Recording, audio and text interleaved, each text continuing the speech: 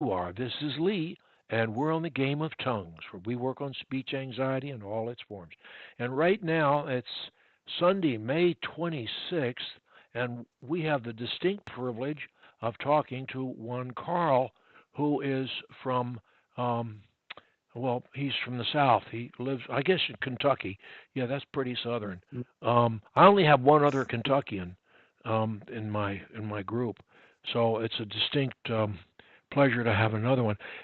Karl and I spent a lot of time talking together in 2017, and he was one of the early birds to post a success story on Speech Anxiety Anonymous. And I don't know exactly when that was. I don't have the date in front of me, but I think it was late 2017. And this being 2019, um, it's a year and a half ago, and so I sent Karl a email recently and asked him if his speech had been better or worse or the same, and he answered better. And I also asked him if he thought much about it, if he worried much about it, and he said rarely. What was my other question to you? I've forgotten now. Um, Let me check. I can pull it up pretty quickly. Uh, your other question was, do you fear speaking? yes, and you said and you answered no, and so basically, what I would like to do, is well, number one, I will say that when I worked with you, things always change. I learn from coaching every day, and two of the things that I do differently now. We have more crutches than we did when you were around, and we're Hmm. much better at explaining them and helping people understand them. When they Hmm. post a success story back in your day, um, I kind of thought, well, that's kind of the end of that. Um, but I was happy to continue talking. Most people didn't, and and that was fine. Now we don't consider it the end.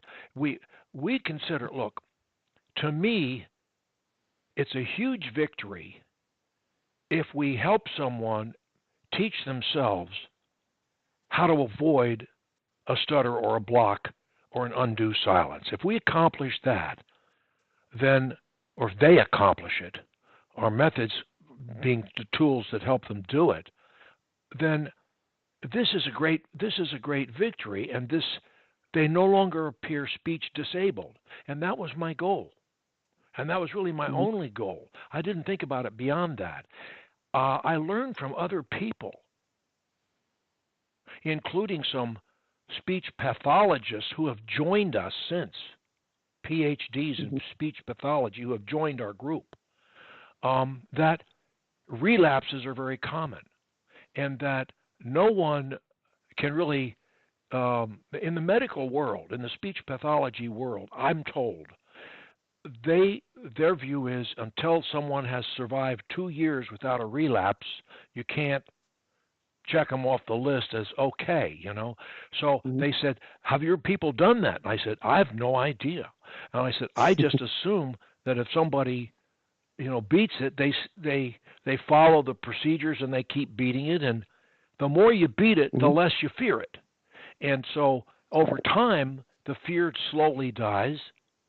Um, it took me a long time, I think, years and years for the fear to die, maybe 10, but it died. But I do have threats. They never went away, but I don't have Hmm. them very often, and I can cut them down with a crutch, and I think it's a great tribute to me when I do it. I consider it a victory. It's like a strike in bowling, Hmm. knock all the pins down. I think I enjoy it. I don't think it's, oh, poor Lee, he has to use a crutch. He's some kind of a cripple. I don't view it that way. I view it as Lee learned a technique to overcome this problem. Way to go, Lee. I've got muscles Right. some people don't have. Hmm. And so that's why I viewed it. But in any event, now we're starting to go back to people such as yourself and say, what's happened to you? And now when somebody is inducted into the Speech Anxiety Hall of Fame, we still urge them to continue to Skype Whether it's weekly or biweekly or monthly, they get to say, but the next goal is to learn to love to speak. And what I Hmm. wanted to say to you is we don't consider the job finished for ourselves until we love to speak. And it doesn't matter where it is or who the audience is or how many microphones or TV cameras are involved or anything else or telephones or whatever. We don't care. We love to speak, and the venue and the audience is irrelevant to our ability to do so. So that's our second goal. And our third goal is we continue to do mind training at least once a day as long as we live. That's very important because then we attack other problems in our character: boredom, depression, anxiety, anger, insomnia, whatever, and some physical ailments as well. And we attack those and we make ourselves a better person. That's why you heard my video years ago, I know you did, where I say I consider stuttering to have been a blessing in my life. And I do. And we would like for everyone with whom we work to be able to say the same thing. So I'm calling you really to find out, beyond your answers to the questions, how you feel about speaking. If you, Hmm. I guess the first question is, and I never asked you to do this before, but have you or do you love to speak, or do you feel you're getting in that direction? Yeah, so I have always been someone who's loved to speak. My family is large, very talkative, and my dad was always a very loquacious person and people person. And as a kid, I used to hate it because he'd drag me wherever he'd go in public. He'd always know someone, and he'd always say, "Hey, this is my son, Karl Jr. Hey, tell him about yourself. Tell him how you're doing in school." Yeah, And I'd used to fear that, yeah. but I mean, he used to love talking, and that's one of the things that I credit him for is that, as a parent, he never wanted to shelter me from talking. I know there are some parents who are very well intentioned and they don't want their kid to struggle. And so, they may order for them or speak for them. And, it in that moment may help. But my dad was always one that he said, you know what? I'm not going to be around forever. And he's not. He passed away about 4 years ago in July. Um, and he always said, I want you to be able to survive on your own. And that's always something that I want for you. I want you to be able to call a doctor's office and make an appointment. I want you to order your own food because that's a life skill. And you need to learn that. And, it was hard at first. And I feel like I'm going off topic. But anyway, No, you're on topic. yeah, um, I really enjoy speaking. I mean, my family always is very talkative, call each other on the phone, and very, very well connected. And so for me, I've always enjoyed interacting with people and finding out people's stories. And I felt like when stuttering was such a big part of my life, I know, one of the things I remember about reading your book is you would ask people, how often do you think about stuttering? Yes. And when I would go through that, I said, at my peak, when I felt like it was the biggest burden of my life, probably out of an hour, so 60 minutes, probably 45 minutes I did of the that same hour. thing. I did the same thing. Yeah. Yeah. I was thinking about it. And it was not just in that moment where I'd be speaking, but it might be, oh man, I'm going to this new place. I wonder if people will ask me my name. And I was having that anticipatory fear of, I wonder what I might be asked, things like that. But in the past couple years, I don't think about it as much, if at all. There are some times where I don't know, I might be flustered or caught off guard, and I might, have a little hiccup maybe, but When it that when is you have never. that random fear, what do you do Yeah. about it? So, for example, this morning I went to Starbucks. It's super hot in Kentucky. It's not even June, and it's already 95 degrees. So I found that getting up earlier helps me because I can get things done before it gets too hot. So I went to Starbucks, drove to Starbucks to get some coffee, and I was the only person in the Starbucks. And so I ordered. I said, "Hey, I'll have a tall caramel caramel latte. And so the lady asked, well, can I have a name for your order? And I'm thinking, well, I'm the only one here. Why do you need my name? And so that fear of someone's gonna ask me my name, it kind of came over me a little bit. And I smiled and I said, my name's Karl. And I had that fear, but I smiled. One of your crutches that you added later on That's right. was, Number 12. smile and speaking. Yeah, and for me, I think that is something that has been huge for me. I enjoy speaking, and so why wouldn't I smile when I'm interacting with someone? Exactly. Speaking is something I enjoy, and it took a long time for me to get there. But, I kind of smiled and I breathed and I said, my name's Karl. I don't know if it was subconscious putting those words in front Well, of that's saying crutch number Karl. 4. You put words in front Yeah, of your name. Yeah, yeah. So I feel like, maybe it's to the point of where it's automatic and I don't it even is. think of it as a crutch. Yeah, Whereas in precisely. the past I would maybe, think, oh God, someone's asking me my You name. got to say, I would lock up. and you got a problem, Yeah. but you don't do that. You put words I, or sound in front of it and say it. You drop the first letter, you yeah. spell it, you whisper it, you yell it, you modulate it, you smile when you Yeah. do it. There's so many things you can do. Have you read my Right. third? You haven't read my third edition because I just put it on Amazon. Yeah. I don't think I've read the third one. I My read third. this. Let me show you something. This is the second edition right here. Hmm. This is the third. Wow. It's twice the length. Wow. It's 600 Yeah. pages, and it's a 5 times better book. If you Mhm. have, you really ought to check it out. It's it's Yeah. it's full of stuff that you never heard from me. Um, Yeah. you are doing naturally what we urge people to do. Once they're inducted into the Speech Hall of Fame, all that says is that, which is huge. Um, all it says is I know how to avoid stepping off what I now call stutterer's cliff, and that is starting to Mhm. block or or or I'm doing that intentionally. I'm showing you. Mhm. We ask people to pull back from that. We ask them not to do that. To be a speech cop, Mhm. you can't do it. You cannot Right. do it. And we pull back and we have crutch 11. What does it say? Stop talking. Mhm. Talk in short bursts, 5 words or less. Mhm. Put a pause at the end of it. And as you speak, think extreme pronunciation or word linkage or smiling or passion or something else Mhm. other than words. And this is working for a lot of people. So we ask them to do that.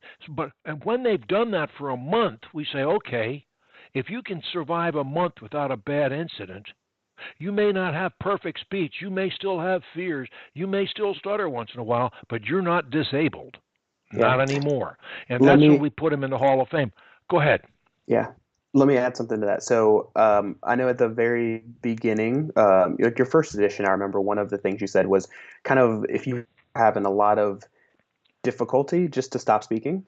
And to me, that seemed kind of antithetical because I'm like, well, shouldn't I practice speaking?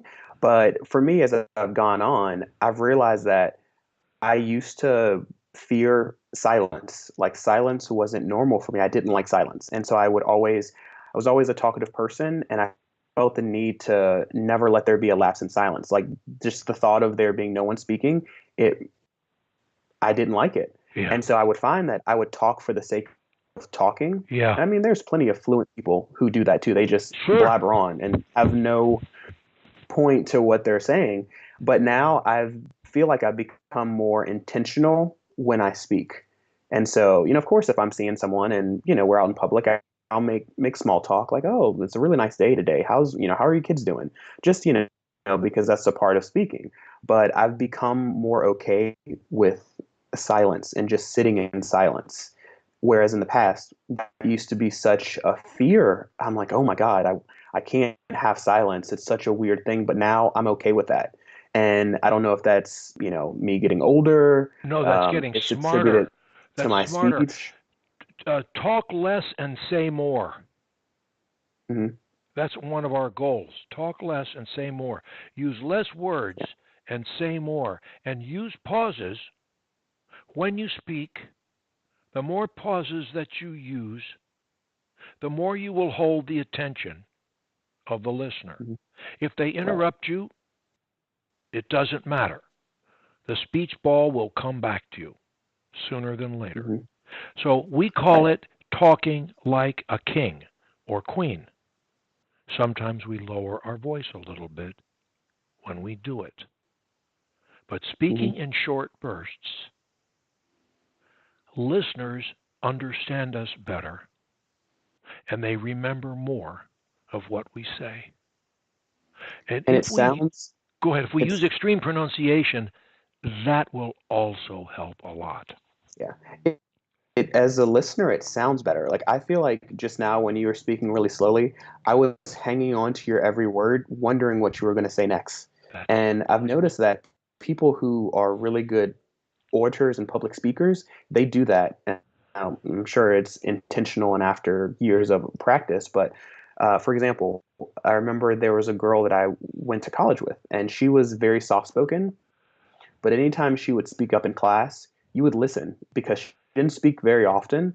But when she did, you knew that she was going to have a really good point to make. And so whenever she did speak, you would always really listen in anticipation because you knew she was going to make a really good point. And so that's another example. Some people speak for the sake of speaking and they don't add any value to the conversation. And feels kind of weird and messed up to say that, but I've learned to be okay with silence and speaking when I feel like I can add to a conversation. you And naturally do something that we urge people to do once they've been inducted into the Hall of Fame, and that is here's your comfort zone for speaking, whatever it is. We don't ask people to go to here. We ask them to increase it 10%, 10%, 10%, 10%. And after a while, their comfort zone is the universe. And that yeah, basically is what you do naturally because of what you said at the beginning. Your father taught you basically to learn to speak and to enjoy speaking. And even when you stuttered, you were still trying to do it. And now you don't stutter and you still enjoy speaking. And because of that, you're always naturally expanding your comfort zones. Do you do any public speaking at all? so for work, I do a lot of public speaking. I work from home. I'm an analyst for a large healthcare company, so I'm on the phone all the time for work. I Okay. lead meetings, and so I have to pull people together and kind of dictate what we're going to talk about and run meetings. And so Right. Yeah. I do that, and I guess that's a form of public speaking. But just even the thought of that, the thought of being on the phone for work and having to make phone calls all day, Yeah. 10 years ago, that thought would have paralyzed me. I would have thought, I can't do Yeah. that. I can't. Yeah. And, one of the best things ever was I haven't told a lot of people this, but I actually resigned from my first job because it was basically public speaking. And I just would wake up in the middle of the night and I would just be terrified. I couldn't sleep. I would always have that fear of speaking. And it got to a point where I just was like, I can't do this. And I felt like the biggest failure. And, I took a couple months off, moved back home and lived with my parents and felt really bad for myself and felt sorry for myself. And then after that was over, I dusted myself off and I said, well, you know what? I got to do something. And so I got a job working in a call center, which That's like most I was people once go, a are you kidding switchboard me? operator. Can you imagine that when I stuttered? Yeah. Yeah. But that was the best experience because one of the things they did for everyone, they gave you a mirror to put on your desk. And they said, people can hear you smiling through the phone. And I Isn't thought that that a was wonderful thing? I love that. yeah, I thought it was the cheesiest thing in the world, but it's true. And I actually use that That's anytime I'd wonderful. be speaking. Sometimes I'd, you know, trip up on my words, but I was able to physically see what I was doing in the moment. And so I was able to kind of correct myself like, all right, well, I'm trying to pronounce something with a P. Why are my lips so close together? I was able to analyze my speech, and that helped me a lot because I used to think, well, I stutter, but I didn't understand how I stuttered and what I Yeah. was doing when I stuttered. And Yeah. so that gave me the awareness, the self awareness I needed. And now, honestly, that was probably the best job ever. I had so much fun with it. I met people and worked on my people skills. And I was working as a bill collector for a debt collection company. And so I was a person that would call you and say, "Hey, hope your day's going well. You owe us some money. How can we get you to bring up your payment and make that current?" Which for even for people who didn't stutter, that would be a really daunting responsibility. But I did it, and I got promoted, and was able to work my way through the company and move my way up, and that was probably the best experience in the world for me Hold on just a because second. When I sure. asked you to talk to me today at the half hour, I didn't Mhm. anticipate our having such a good time, and wanting to Yeah. run past 30 minutes. I may get a Okay. call in 3 minutes. If I do, I'm going to ask Okay. him. I'm going to tell him I need 5 more minutes. But um, Okay. that does limit us somewhat. This has been a great Sure. conversation. I still have a couple more questions. Do you Sure. do you do daily? Did you continue doing mind training treatments daily? Yeah. Yeah. So Tell us I what you do. every day when I get up. Yeah, so my mom actually, I've got it somewhere. I'm in my office and got a lot of stuff on my desk. But my mom actually gave me this little, it's like a daily devotional, and Okay. I read it, and every day it has a different theme. And so before I start my day, I'll read that. I have an oil diffuser in my office, and I always kind of do deep breathing, and Yes. I say, Okay. today's going to be a good day. And Today is going to be a how great many day because minutes I roughly wake do up you today. spend doing that in the morning? How many minutes roughly? Um, I maybe spend 5 minutes, and Uh I think it's to the point where it's not huh. even speech related. It used to be very speech related. Like I love to speak. I love to speak. Speaking is Understood. I would fun. make one suggestion to Hmm. you, just having nothing to do with speech. Whatever bothers you Sure. in your about yourself. And in my case, I have I'm too quick to get angry. So one of the things I attack every day is today I shall reject anger in all its forms. And also I want to be Hmm. loving. I don't think I'm loving enough. So I always tell myself when I'm loving, I'm happy. I want to laugh Hmm. more, so I tell myself when I'm laughing, I'm happy. And I repeat these things 20 times because repetition is what dictates them to my mind. What I said at the very beginning of this book, you may remember it because I probably read it to you till you wanted to puke. The dedication to you in this book, to the reader, as a quote from the psychiatrist Caprio, where he says, "We have free choice to accept or reject thoughts. Nothing compels us to think anything except our own desires. So use your mental switch and dictate your thoughts. Believe that you can improve and Hmm. you will. It's dictating your thoughts is really the foundation of this book and my methods, but it goes beyond speech, and I'm glad you're doing it. But it's based on visualization and repetition, whether you do it through self hypnosis or auto conditioning sessions where you're basically not hypnotized. Either way works. Self hypnosis is better, but that's an important thing to do. And I hope you'll keep. I'm glad you do what you do. All that I would urge you Hmm. to do is consider if there's anything that bothers you about yourself that you think you can do better. Hmm. Maybe it's work on a relationship with your mother or your brother or the next door neighbor or something. I don't know. But whatever it is that's in your life, if you will frame up some thoughts that will address that issue and say them 20 Hmm. times daily, you will begin to dictate a thought pattern that you want. And that's really Hmm. why I'm able to say stuttering was a blessing in my life because it Yeah. taught me how to work on dictating my thoughts. And that's sort of the last step in your situation. And I'm hoping that you'll do that. Um, but you're doing everything right. And I really appreciate your talking to us today. You might, Sure. people, Karl, people still attack me for using the words um, uh, cure, and it's in the title of my book, and Amazon won't let me change it when I do my second and third editions without losing all my Mhm. book reviews. And I've got 65 Uh, 5-star reviews and no others, no other. They're all 5 star. I yeah. don't want to lose my reviews. They won't let me take the word out. Yeah. I would put in stop stuttering. It takes some more to say it. I don't care what people call it. Some of the people who I graduated from our program, been inducted into the Speech Hall of Fame, get very upset if somebody says they didn't cure their speech because they think they did. So Mm-hmm. they're militant in their wanting to use the word cure. I when I wrote the book, I had Right. no idea that people thought, "Oh, you shouldn't say cure. That's that's a lie." Well, am I cured? Well, I think I am, but am I perfect? No, I never will be. My speech either. Yeah. But it's 99%. And I don't stutter. I never Yeah. stutter. Nobody's going to catch me stuttering. Right. Well, yeah. And here's a good example. So when I was a kid, I had asthma really, really badly. And I, had pollen allergies and pet allergies, all that stuff.